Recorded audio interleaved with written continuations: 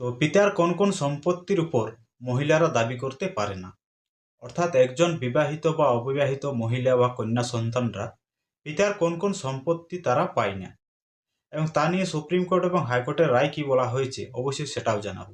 তো তাই এই পুরো বিষয়টি জানার জন্য অবশ্যই সম্পূর্ণ ভিডিওটি প্রথম থেকে শেষ পর্যন্ত দেখে যাবেন। চ্যানেলে নতুন হয়ে থাকলে অবশ্যই চ্যানেলটিকে সাবস্ক্রাইব করে রাখবেন। তো দেখুন, আমরা জানি একজন পিতার সম্পত্তি সে মারা যাওয়ার পর তার ওয়ারিশগণ সেই সম্পত্তি পেয়ে থাকেন। এক্ষেত্রে তার বিধবা স্ত্রীও পাবে, ছেলেও পাবে, এবং কন্যা সন্তান বা মেয়েরা থাকলে তারাও সেই সম্পত্তির ভাগ পায়। এবং এক্ষেত্রে যদি তাদের প্রথম শ্রেণীর উত্তরাধিকারীগণ না থাকেন, অর্থাৎ স্ত্রী, ছেলে, মেয়ে যদি না থাকেন, তাহলে কি হয়, দ্বিতীয় শ্রেণীর উত্তরাধিকারীদের মধ্যে সেই সম্পত্তি বন্টন হয়ে থাকে। তো হিন্দু উত্তরাধিকারী আইনে একজন মহিলা তার পিতার কোন কোন সম্পত্তি দাবি করতে পারে না। তো দেখুন, 2005 সালে হিন্দু উত্তরাধিকারী আইন সংশোধন হয়, এবং সেই আইনে বলা হয় যে একজন পিতার সম্পত্তির ভাগ তার প্রত্যেকজন ওয়ারিশই সমান পাবে। এক্ষেত্রে সেই ব্যক্তির বিধবা স্ত্রীও সমান পাবে, ছেলে সমান পাবে, এবং মেয়েও সমান পাবে। অর্থাৎ মৃত ব্যক্তির যতজন ওয়ারিশগণ থাকবে প্রত্যেকেই সেই সম্পত্তির সমান ভাগ পাবে, এবং সে অনুযায়ী এখনো সম্পত্তি সেভাবে বন্টন হয়ে থাকে। এটা হচ্ছে হিন্দু উত্তরাধিকার আইনে। এবং তার আগে যে আইনটি ছিল, যেটা হচ্ছে 1956 সালের হিন্দু উত্তরাধিকার আইন, সেই আইনে বলা হয়েছিল যে একজন মৃত ব্যক্তির সম্পত্তি তার ছেলেরাই পাবে, তার কন্যা সন্তানরা সেই সম্পত্তির ভাগ পাবে না। সেই আইনের ধারণা ছিল, যেহেতু একজন পুরুষ বা পুত্র সন্তান রোজগার করে, তো তাই সেই পুত্র সন্তানেই তার মৃত বাবার সম্পত্তির ভাগ পাবে। এক্ষেত্রে কন্যা সন্তানরা কোনো সম্পত্তির ভাগ পেত না। তো সেই আইনকে সংশোধন করা হয় 2005 সালে, এবং সেই সংশোধন আইনে বলা হয় যে একজন মৃত ব্যক্তির সম্পত্তির ভাগ তার প্রত্যেকজন ওয়ারিশেই সমান পাবে। তো হিন্দু উত্তরাধিকারী আইনে সম্পত্তি বন্টনের এটাই হলো সিস্টেম। তো এই ক্ষেত্রে অনেকগুলো কিন্তু ব্যতিক্রম রয়েছে, যে ব্যতিক্রমগুলোর মাধ্যমে একজন মহিলা, অর্থাৎ একজন কন্যা সন্তান তার পিতার সম্পত্তি দাবি করতে পারে না। কোন কোন ক্ষেত্রে? তো দেখুন, যদি সেই মৃত ব্যক্তি কোনো তার ছেলেকে যদি উইল করে যান, তাহলে সেই উইলকৃত সম্পত্তি তার কন্যা সন্তানরা দাবি করতে পারবে না। অর্থাৎ উইল ছাড়া যদি মারা যান, তাহলে সেই সম্পত্তি প্রত্যেকজন ছেলে, মেয়ে, বিধবা স্ত্রী সহ সবাই সমপরিমাণ সম্পত্তির ভাগ পাবে।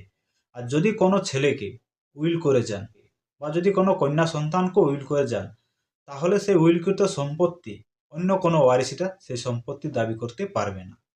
আবার এখানে কিছু কিছু সম্পত্তির ক্ষেত্রে সেটা দাবি করতেও পারে না, সেই সম্পত্তি যদি তার নিজ স্বর্জিত সম্পত্তি না হয়, অর্থাৎ যদি পূর্বপুরুষ সম্পত্তি হয়, তাহলে সেটা পাওয়ার জন্য চ্যালেঞ্জ করা যেতে পারে। অর্থাৎ হিন্দু উত্তরাধিকারী আইনে সম্পত্তি দুইভাবে পাওয়া যায়। এক হচ্ছে পূর্বপুরুষ সম্পত্তি, যেটা বংশ পরম্পরায় যে সম্পত্তি আমরা পেয়ে থাকি সেটা হচ্ছে পূর্বপুরুষ বা পৈতৃক সম্পত্তি। আরেকটা হচ্ছে যেটা নিজের টাকা পয়সাতে যে সম্পত্তি ক্রয় করা হয়, সেটা হচ্ছে সর্জিত সম্পত্তি। তো এক্ষেত্রে যে পৈতৃক সম্পত্তি বা পূর্বপুরুষ সম্পত্তি হবে, সেই সম্পত্তি যদি কোনো ছেলেকে উইল করে যান, তাহলে সেই সম্পত্তি পাওয়ার জন্য কন্যা সন্তানরা দাবি করতে পারে, বা দাবি করার জন্য কোর্টে চ্যালেঞ্জও করতে পারে। আর যদি সেই সম্পত্তি নিজে অর্জিত সম্পত্তি হয়, অর্থাৎ নিজের টাকা পয়সাতে কেনা যদি সম্পত্তি হয়, এবং সেই সম্পত্তি যদি কোনো ছেলেকে উইল করে যান, তাহলে কন্যা সন্তানরা সেই সম্পত্তি দাবি করতে পারে না। অর্থাৎ সর্জিত সম্পত্তি যে কোনো ছেলে বা মেয়েকে উইল করে যেতে পারেন। অর্থাৎ জীবিতকালে একজন পিতা যে কোনো ওয়ারিশকে তার সম্পত্তি লিখে যেতে পারেন, যেটাই হচ্ছে উইল। যখন সেই ব্যক্তি মারা যায়, তারপরে এই উইল দলিলটি কার্যকর হয়। অর্থাৎ জীবিতকালে যদি কোনো ওয়ারিশকে, অর্থাৎ কোনো যদি ছেলেকে তার নিজের সর্জিত সম্পত্তি উইল করে যান, তাহলে সেই সম্পত্তি মহিলা বা তার কন্যা সন্তানরা দাবি করতে পারবে না। আর যদি সেটা পৈতৃক সম্পত্তি বা পূর্বপুরুষ সম্পত্তি হয়, আর যদি কোনো ছেলেকে উইল করে যান, তাহলে সেই উইলকৃত সম্পত্তিও মহিলারা, অর্থাৎ কন্যা সন্তানরা দাবি করতে পারে, অর্থাৎ দাবি করার জন্য চ্যালেঞ্জ করতে পারে। আর উইল ছাড়া যদি কোনো ব্যক্তি মারা যান, তাহলে যে সম্পত্তি থাকবে সেই সম্পূর্ণ সম্পত্তি হিন্দু উত্তরাধিকারী আইনে প্রত্যেকজন ওয়ারিশই সমপরিমাণ পাবে। অর্থাৎ স্ত্রী যা পাবে, ছেলেও একই পাবে, এবং মেয়েরাও একই পাবে। অর্থাৎ প্রত্যেকে সেই সম্পত্তির ভাগ সমপরিমাণ পাবে। যে আইনটি সংশোধন হয় 2005 সালে, কিন্তু 2056 সালে সেই সিস্টেমটা ছিল না। অর্থাৎ 2056 সালের যে হিন্দু উত্তরাধিকার আইন, সেখানে একজন ছেলে সন্তানরাই একজন পিতার সম্পত্তির ভাগ পায়, কন্যা সন্তানরা সেই সম্পত্তির ভাগ পেত না। অর্থাৎ হিন্দু উত্তরাধিকারী আইনে যদি কোনো ব্যক্তি 1956 সালের পরেও মারা যান, এক্ষেত্রে সেই ব্যক্তি যদি 1957 সালে মারা যান বা 1960 সালে যদি মারা যান, সেই ক্ষেত্রেও 2005 সালের আইনই কিন্তু কার্যকর হবে। অর্থাৎ সেই মৃত ব্যক্তির সম্পত্তির ভাগ প্রত্যেকজন ওয়ারিশি সমপরিমাণ পাবে। আর যদি 1956 সালের আগে কোনো ব্যক্তি মারা যান, তাহলে কিন্তু এই আইন কার্যকর হবে না।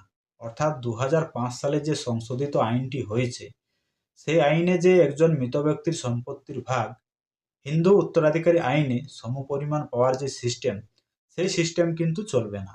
তাহলে কিন্তু একমাত্র পুত্র সন্তানরাই সেই সম্পত্তির ভাগ পাবে। এখানে কিন্তু কোনো কন্যা সন্তান সেই সম্পত্তির ভাগ পাবে না, যা কিন্তু বোম্বে হাইকোর্ট সেই বিষয়ে একটি রায়ও দিয়েছে।